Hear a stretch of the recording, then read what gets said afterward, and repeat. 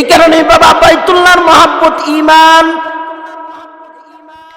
मुझे फिरकत में रहकर वो काबा याद आती है वो पर्दा याद आती है वो मकान याद आती है ওই পিঁপড়াও দোয়া করতো আল্লাহ আমার ভিতরে যদি যাওয়ার ক্ষমতা নাই গরিব বান্দারাও যখন দোয়া করে হুজ্জাজে কেরাম যখন হজের ইহরাম বাঁধে অনেক বান্দা আছে টাকা দেখবেন চোখের পানি জর্জর করে সারে সুবহান ও বাবা টাকা থাকলে শুধু হজ করা যায় না টাকা থাকলে শুধু বাইতুল্লাহর মুসাফির হওয়া যায় না অনেক গরিব বান্দা আছে টাকা নাই কিন্তু মোহাব্বতের তাড়নায় বাইতুল্লাহর মুসাফির বানাইছেন আল্লাহ পাক বাইতুল্লাহর তওয়াফ করাইছেন কিতাব বর্ণনা করে হযরত ইদ্রিস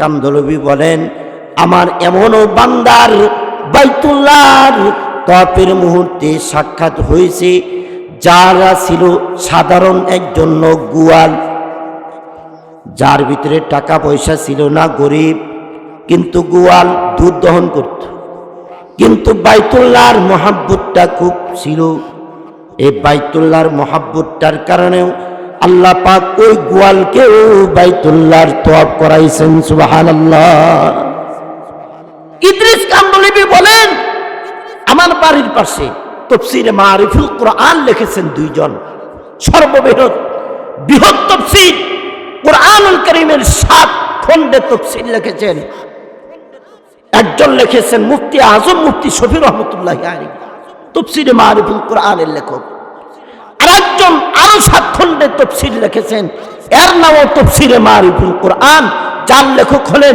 ইদ্রিস কান্দলবি রহমাতুল্লাহি আলাইহি সুবহানাল্লাহ এই আল্লাহর বান্দা বলেন আমি তো হজ করতে গেছি হজ করতে যায়া আমার বাড়ির পাশে যে গোয়াল চেনেন তো গোয়াল কেরা স্বর্ণ বানায় তাই না কি বানায় দই বানায় আর এক কথায় দুধ দহন করে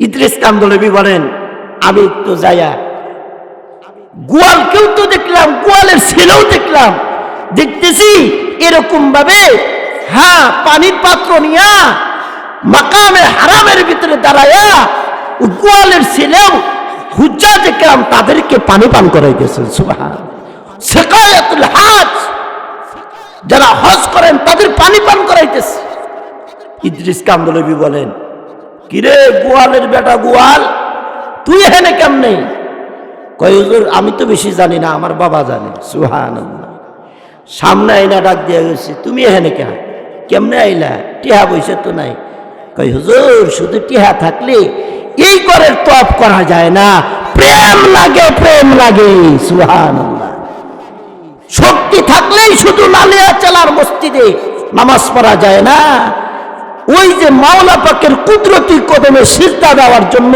প্রেম লাগে যে প্রেমটা শিশি একেবারে কনকনে শীতের মুহূর্তে ওই যে ঠান্ডা পানি দিয়া উজু কইরা মালিকের কদমে সিজদা দিতে দাঁড় করে দেয় সুবহানাল্লাহ প্রেম লাগে তো মাহফিলে আসতে শুধু শক্তি থাকলেই হয় না মাহফিলে আসার জন্য মালিকের প্রেম লাগে এই প্রেমটাই নিয়ে আসে সুবহানাল্লাহ ইদ্রিস কান্দলবি বলেন আমি ডাক দিলাম কি খবর কি টিহা পয়সা তো নাই কই না থাকলে কি হবে আমার মালিকের ওই যে বাইতুল্লাহ হুব্বে বাইতুল্লাহ মিনাল ঈমান তাকেও যে দেখার তো প্রেম আমার কম নাই সুবহানাল্লাহ এই কারণে গেছেন যাওয়ার পরে কেমনে আইলা কয় হুজুর পার্সোনাল ঘরে যেতে হবে আল্লাহর বান্দা ইদ্রিস কান্দলবিরে পার্সোনাল ঘরে ডেকে নিয়ে গেছি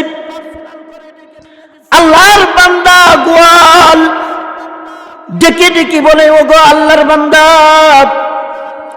আপনার ভিতরে টাকার অভাব নাই মহাব্বতেরও কমতি নাই কিন্তু আমার ভিতরে মোহাব্বতের কমতি নাই, টাকার অভাব ছিল। কিন্তু সাফিনাতুল হুজ্জাজ, যখন মানুষ হজ করতে যাইতো, হজ করার জন্য আগে বাবা প্লেনের কোনো ব্যবস্থা ছিল না, জাহাজের ব্যবস্থা করত। জাহাজের মাধ্যমে আরব সাগর পাড়ি দিত। হুজ্জাজে কিরাম যখন হজ করার জন্য ওই জাহাজের পাশে যা দাঁড়াইছেন, একদিন আমার ভিতরে যদি টাকা নাই, কিন্তু হজ করার কিন্তু মহাব্বত, বাইতুল্লাহ দেখার মহাব্বত কিন্তু আমার কম নাই। হুজ্জাজে কিরাম ইহরাম বেঁধে ওই যে হজের যে তৌরি স্টিমারের কাছে গেছে, আমি গেলাম আর মালিককে ডেকে ডেকে বললাম, মালিক আমার ভিতরে এতটুক শক্তি আছে, এখন তোমার শক্তি ব্যবহার করো সুবহানাল্লাহ। আমি আমার শক্তি দিয়ে হজের যে জাহাজ পর্যন্ত চলে গেলাম। জাহাজের কাছে যেই গেলাম, হজের হাজিদের লাগেজকে একের পর এক বহন করতেছে, স্টিমারের ভিতরে উঠাইতেছে কুলিগণ। ওই মুহূর্তে আমি ওই জায়গায় দাঁড়াত রইলাম, দেখলাম যে কুলিরা হাজিদের ওই লাগেজগুলো উঠাইতেছে, একজন কুলির পাটা ভেঙে গেল। ওই নাবিক দলের ভিতরে একজন আমাকে বলল, তুমি তো সুস্থ মানুষ, হাজিদের কাফেলার তো লাগেজগুলো উঠাইতে হবে, জাহাজে উঠাইতে হবে, বিদায় তুমি এই পোশাকটা পরে নাও। আমি পোশাকটা পরলাম আর হাজিদের লাগেজগুলো আমি জাহাজে উঠাইলাম। একের পর উঠানো শেষ, এক পর্যায়ে উঠাইতেছি, গুছাইতেছি। এই মুহূর্তে নাবিক দল জাহাজ তো ছেড়ে দিছে।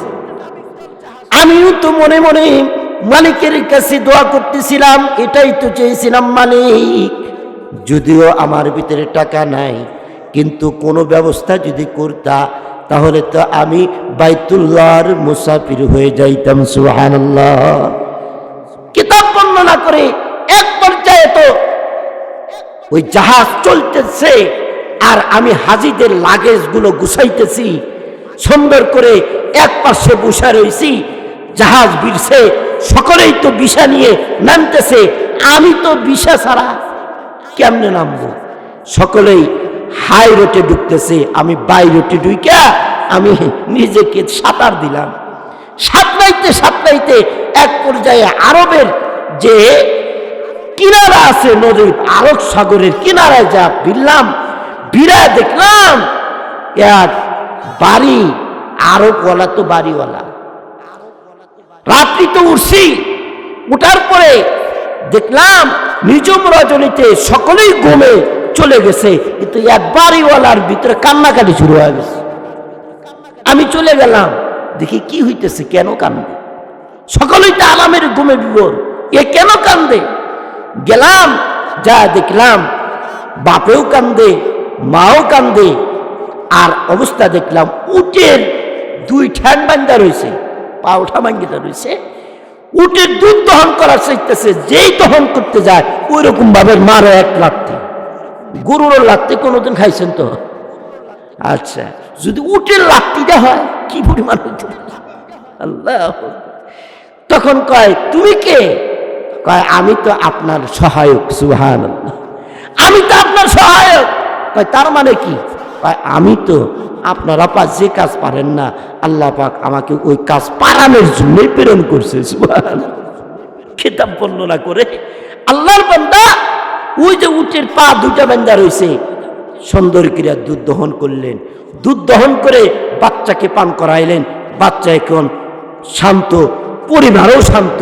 বলতো বাচ্চা যদি অশান্তি থাকে, মা বাবার কি আরামের ঘুম থাকে? কথা কন না কেন? আরামের ঘুম হারাম হয়ে যায়। কিতাব বর্ণনা করে এই বাচ্চাও শান্ত, পরিবারও শান্ত। কিরে, আজকে তো আমাদের ঘুম হারাম হয়ে যেত তুই যদি না আসতি। তোর বাড়ি কোথায়? পরিচয়টা কি? কয়, পরিচয় তো হলো আমি হলাম হিন্দুস্তানের মানুষ। কেমনে আসলি? হুজুর, আইসি তো আরবের ভিতরে একটা জায়গা আছে, যে জায়গার দিকে, যে ঘরের দিকে তাকানোটাও মানে ইবাদতের হিস্সা কেড়ে দিয়েছেন। সুবহানাল্লাহ। ইন্না আউওয়ালা বাইতিন বুদিআ লিন-নাস, আয়াত তেলাওয়াত করেছি। শ্রেষ্ঠতর বাইতুল্লাহিল কারীম, ওই ঘরের দিকে তাকানোর জন্য আসছি। কয় বাইতুল্লাহর মহব্বত আছে? কয় হ্যাঁ। টেহা আসেনি? কয় হুজুর টাকা তো নাই, এভাবেই আসছি। কয় কেমনে আসছো? বৃত্তান্ত বর্ণনা করছে। ভিসা আসেনি? কয় ভিসা তো নাই। কয় তরে তো ধরে হালাইব। কয় আর তো কিন্তু তোর কোনো চিন্তা করিস না। কয় হুজুর আমার তো বাইতুল্লাহর তো মহব্বত আছে। সুবহানাল্লাহ। বাইতুল্লাহ তো আমার তো এর দেড়তে বাইতুল্লাহ তো আমাকে তোয়াফ করতেই হবে। এখন কেমনে করা যায়? কয় তোর কোনো টেনশন নাই, তুই আমার টেনশন মুক্ত করছস। আমি তোরকে ভিসা দিয়ে দিলাম, আকামা দিয়ে দিলাম, সব দিয়ে দিলাম। শুধু তুই না, এই যে তোর ফ্যামিলি সহ আকামা দিয়ে দিলাম। শুধু তাই না, এই আরবের বাসিন্দা বানানোর জিম্মাদারিটাও আমি নিয়ে দিলাম। সুবহানাল্লাহ। ওই হুজুর বৃত্তান্ত